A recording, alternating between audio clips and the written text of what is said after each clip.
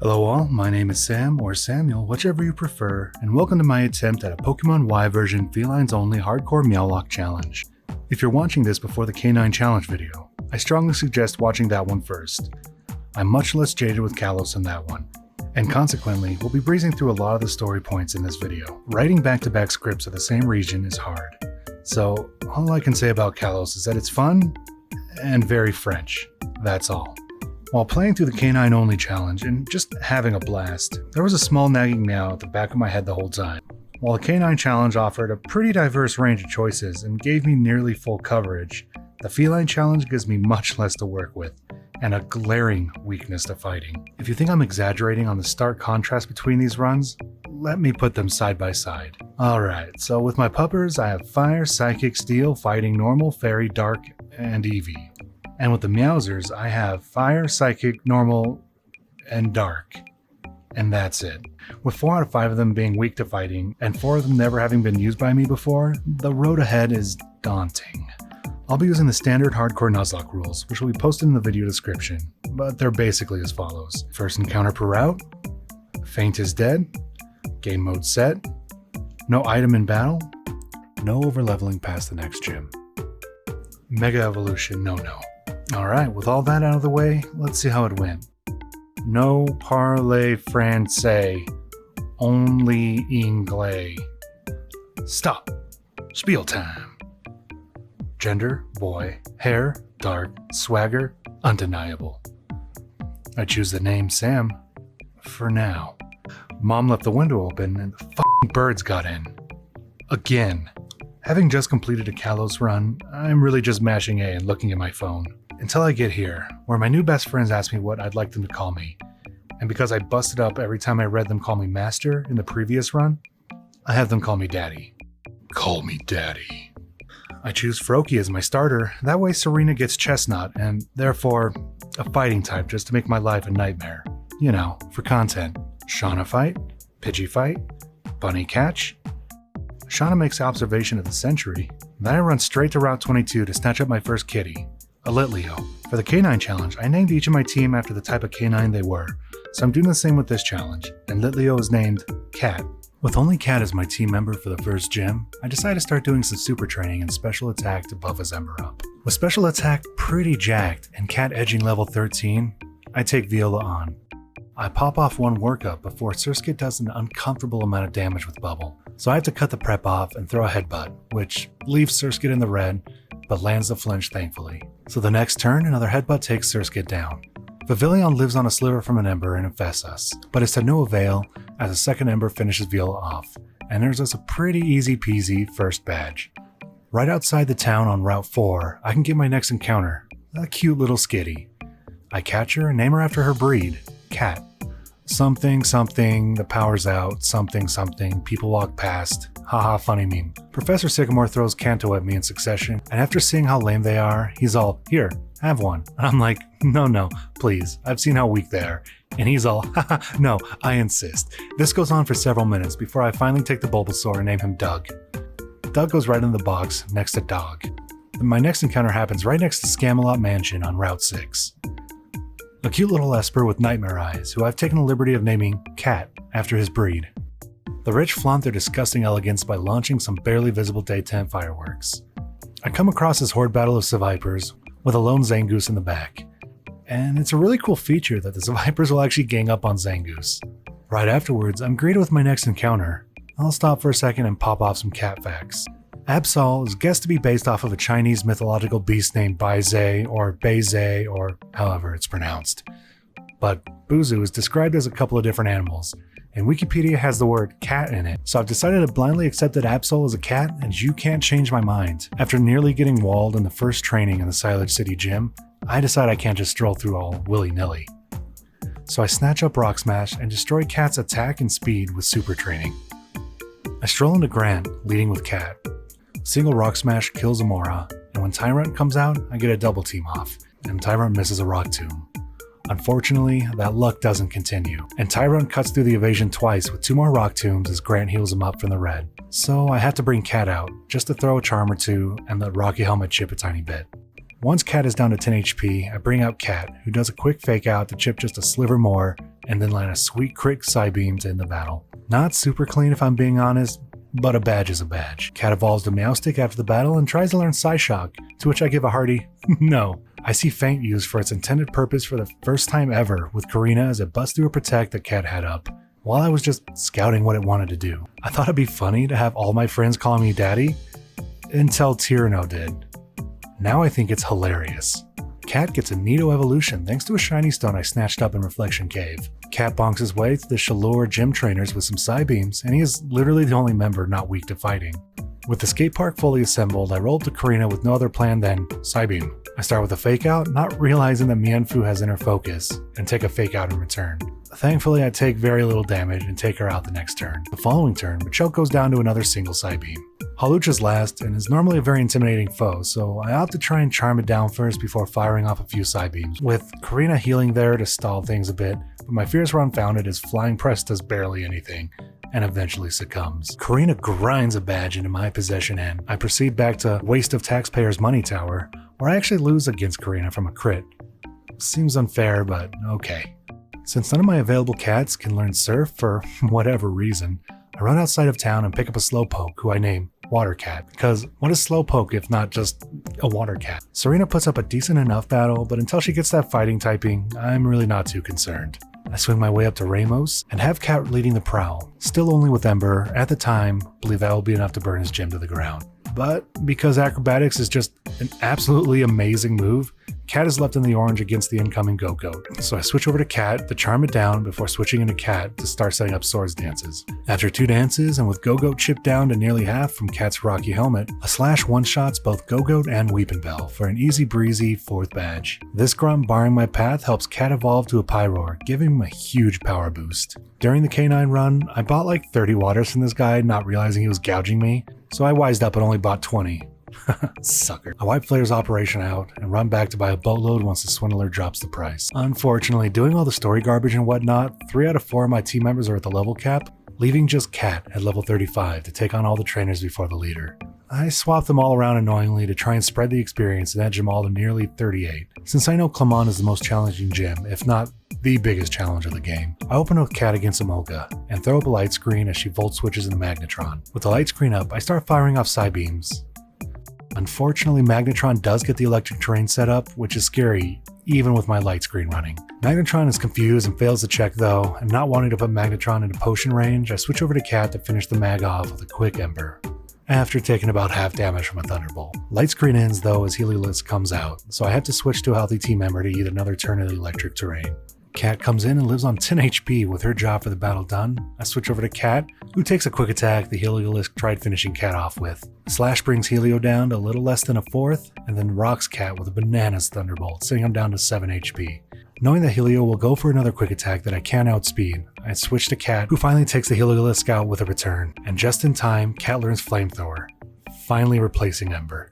And I immediately one-shot Emolga, and the battle concludes. I head off to the Laver gym, with my Clouder finally starting to become fairly usable. Fairy gyms have never been an issue for me though, so I open with Cat and just start throwing workups. With my Spatak at +3 now, I fire off a Flamethrower and burn Mainwild to a crisp. An adorable little crisp. Mr. Mime just doesn't stand a chance and is burned to a crisp. A gross little crisp. And Sylveon is up last, survives a Flamethrower, and brings Cat down to about a 4th. Before wasting some time healing, and eventually going down. The Ball Factory doesn't offer much of a challenge as the grunts fold one after another before the sheer power of my mighty pride. After exiting Laver, I can now capture my last team member for the run, a Liepard. Now, I hop over to Google and try and figure out exactly what breed of feline Liepard is. Luckily, Bulbapedia is always extremely helpful. Anastar Gym is next. I drop some acid and start wandering the Star Road, man. A Psychic Gym is mostly inconsequential enough for my team though, being nearly half immune to their moves. I open against Olympia with Cat and set up a Swords Dance and get hit pretty hard with an Air Slash from Sigilyph. A Night Slash the next turn takes it down though. Slowking is next, and surprisingly a single Night Slash does the job. With Meowstic hiding at the end of the team, she flinches with a Fake Out, survives a Night Slash barely while bringing Cat down to just 22, but now Olympia is heal locked, and with Reflect having just ended, the next turn Night Slash ends the battle and earns me my 7th badge. I've had a great run so far, and I wish I could say it was a surprise that no one's died, but like I've said before, Kalos is extremely easy. And then, because I only use HM Mon when it's necessary to progress, I have to walk back to Geosenge, and because there is about a week between my K9 run and this run, I made the same wrong walk from Lumios to Geosenge, and these f***ers once again bar access. So I have to walk all the way back and take the other route. I finally stroll into the flare base, out of breath after traversing half the country to get here, and Lysander takes me on. I open with Cat against Mienshao. I throw a quick detect up to avoid their high jump kick, sending them crashing into the ground. Turn 2, I set up a sword stance as Mienshao misses another high jump kick and goes down to probably about 1 due to an uneven HP amount. Quick Psycho Cut finishes it off and brings out Gyarados. To his Intimidate brings Cat down to a measly +3 attack. Pathetic. Unfortunately, that cut attack does mean the difference between a one-shot and Cat having to take a gross Aqua Tail. When Pyroar comes out, I have to switch out despite my stat buffs just due to Cat's low health. Cat comes out and dodges a Fire Blast. I take the turn to immediately set a Light Screen. I calm mine once as Pyroar lands a brutal crit Dark Pulse. Not wanting to lose a member here, I switch over to Cat who takes, yes, another crit Dark Pulse. For some reason, I go for a crunch instead of a stab stronger return. Luckily, with Light Screen up, I can tank a few Hyper Voices while return cleans up. Honchkrow up last, I switch over to Cat to start whittling the Mafia Bird stats. I land a Charm, dodge 2 Night Slash crits, and go for a Sing, not realizing Honchkrow has Insomnia, so it was just a wasted effort. Having pushed my luck enough, I pivot over to Cat, who takes a weakened, not very effective Night Slash. A Fake Out brings Honchkrow into the orange, after having been chipped down by Cat's Rocky Helmet. Seeing that Night Slash is not very effective, Lysander's AI switches to Aerial Ace, so I can rest a bit easier with the crit concerns. 2 slashes later, and I'm done with Lysander forever. Yveltal comes out, Master Ball.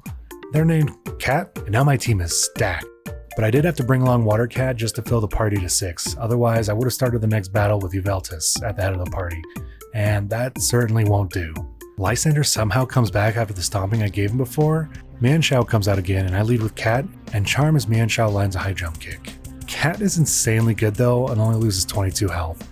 So I charm again as Mienshao sword dances. I charm again and Mienshao pops an acrobatics, which actually does more damage than the high jump kick. With Mienshao at -4, I start Calm Mind setting.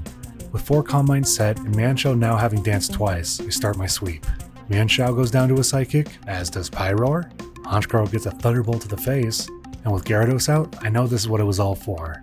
Gyarados loses flying when they Mega Evolve, so Thunderbolt's only 2 times effective versus 4 times, so I go for Thunderbolt. Watch Gyarados Mega Evolve, hold my breath, and he goes down to 0. And now, Lysander is done for good. Lysander's all, "You beat me, I'll quietly surrender," and psych, fires the weapon off. I don't know if it's just because I'm skimming the story at this point or if it's actually just nonsense, but nothing happens.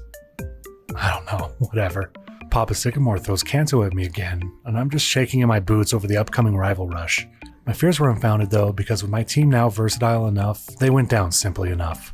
Wolfric meets me for the first time ever and assures these wild Pokemon that I can be trusted. Thankfully, I can't catch them, or I'd be desperately trying to prove Wolfric's intuition about me wrong. Instead, I decide to just burn his team to puddles. I lead with Cat and immediately melt Abomasnow to a crisp. His Grass Ice typing ensures that that sentence is actually accurate. Avalugg goes down to 1 Flamethrower. Cryogonal is significantly more obnoxious and is obsessed with Confuse Ray. So after a few pivots and dice rolls for confusion, I finally connect a few flamethrowers and finish my gym challenge. All that's left is Victory Road and the Elite Four. While working my way through Victory Road, I get swooped down on by a f***ing Hydreigon. Dude, come on. Now this is exactly why I don't go outside. Serena stands in my way, but I've pretty well optimized my fight against her at this point and can make it out of the battle without any casualties. I'm able to repel and skirt my way past most of the hazards on the road up until these 3 veterans, which have always been a thorn in my side. I'm able to eke by without any casualties, but only by wearing all their health down by constantly switching. But with the game out of the way, I can now take on the Elite Four with my ragtag team of 5 cats. Here's who we have. Cat, the naughty Pyroar with Unnerve. Cat, the quirky Liepard with Limber. Cat, the impish Absol with Super Luck. Cat, the bashful Meowstick with Keen Eye. And Cat, the naughty Delcatty with Cute Charm. Alright, let's do this thing. I start with Wickstrom because I just know he's going to be the most difficult, so I just want to get him out of the way. Next up is Drazna, opening with Cat and a Swords Dance met with a pretty strong Sludge Bomb. The one Swords Dance was enough though, and Night Slash one-shots Dragalge, Altaria, and Drudagon, landing a crit with each one. Super Luck really doing some work in this battle. When Noivern comes out, I wouldn't be able to one-shot, so I pivot over to Cat, who eats a flamethrower up like Flintstone vitamins. I'm able to use 2 Confides to severely taper Noivern's damage output. Swap over to Cat, who I've taught Ice Beam to and can nearly one-shot. 3 more Ice Beams finishes the battle after Drazna full restores a few times, and I move on to Seabolt. With Cat at the head of the party, I start with a Confide and eat a nasty Aura Sphere and U-turn my way out of there. Cat comes out and eats another super nasty Aura Sphere, but I land the Sing the next turn and bring Cat back out to keep confiding so I can set up a sweep. Another Confide lands, but this incessant whispering wakes Clawitzer up and my first death of the run happens, and Cat goes down. But with that sacrifice, Clawitzer has been sufficiently weakened and I bring Cat out and set up 2 Calm Minds, being brought fairly low in the process with Dark Pulses. Barbarical is next and goes down to a single Thunderbolt. Gyarados barely lives and proceeds to wipe my team. Last is Starmie. They're crazy fast though, so I just go for a Thunderbolt, and I pray I can live through a special attack with my Calm Mind boosts. Starmie just sets up a light screen, allowing them to survive the Thunderbolt in the orange. Cat takes a soft surf and finishes the battle with another Thunderbolt. With 3 down, I head right over to Malva. Cat leads the charge against Pyroar, and I start setting up Calm Minds, while Pyroar does her best to undo that with Noble Roar. But I'm 1 ahead since she started the battle with a Hyper Voice, which has since been healed with lefties. Psychic finally destroys the Pyroar, and a few Thunderbolts dispatches the Chandelure. Talonflame lands a fucking dirty ass Brave Bird crit and tears Cat down to 18 HP, but Cat retaliates with a Thunderbolt, and this brings Malva's Torkoal out. But a single Psychic is enough, and Malva is done. And then there was one. I didn't think I'd make it through the gym challenge, let alone the Elite Four, using 5 cats of varying viability. But here we are, 4 kitties left, and just the champion standing betwixt myself and the end of the run. Diantha is by no means the most impressive champion Pokemon has to offer, but I'm still worried. She opens with Hawlucha, and I bring Cat out. Open with a return, shaving off 2/3 of Hawlucha while she Swords Dances. I'm lucky that Cat is so fast, otherwise this battle would have ended entirely differently. A second return kills Hawlucha and brings out Tyrantrum. Knowing that Cat stands no chance, I send Cat out, and he tanks a Head Smash, going down to 27 HP. And the recoil brings Tyrantrum nearly down to half, so I feel confident in a Psychic finishing it. With Gourgeist out, I use Protect to scout out their intentions, and she fails a Shadow Sneak. So I bring Cat back out. With his normal typing, it should be a free pivot. Not seeing a big threat with Gourgeist's moveset, I decide to work up and then Flamethrower the following turn, giving an easy one-shot. Goodra oozes center stage. Seeing her moveset consisting entirely of special, I start with a Confide, letting Cat easily survive a Muddy Water. With the boosted confidence, I set another Confide up, stifling Goodra's attack even further. And another Muddy Water brings Cat down to 49. Seeing the damage output rapidly decreasing, I set a third and final Confide, but Goodra's third Muddy Water somehow kills Cat, forcing me to bring out Cat. Now, with Goodra weakened to -3 Spatak, Cat is fairly safe to set up at least 1 Swords Dance. Focus Blast does hit pretty hard, even through the drops, and Cat is nearly halved. Next turn, I don't want to risk further setup, so I finish off Goodra with a Night Slash. When Aurorus comes out, I, for some weird reason, thought that Rock resisted Dark, which apparently has never been the case. I opt for Cycle Cut, and Aurorus lives on the smallest amount of HP I've ever seen in Pokemon. But I've locked Diantha into throwing away her heals, and 2 more Cycle Cuts finishes Aurorus off. Gardevoir is up last, and it's the main reason I wanted to make sure I had Cat out instead of Cat, or even Cat. And it was even more important that I had at least 1 Swords Dance set up. Gardevoir Mega Evolves, and I reciprocate with Night Slash, and Mega Gardevoir goes down. A single crit, once again kindly provided by Super Luck. And Diantha is done. And with that, a hardcore Mono Meow Nuzlocke challenge completed, from start to finish. I really want to thank you for coming on this journey with me. It was a ton of fun, and shockingly different from my XK9 run, mainly that I didn't have Furfrou or Lucario to carry me on their fluffy backs. This time I had to rely most on Meowstic, and having never used Meowstic before, was shocked with him. I can't wait to keep providing this type of content for all of you. If there's anything you ever want to see, just leave it down below in the comments and I'll do whatever I can. And hopefully, if you enjoyed this video, I'll see you in the next one.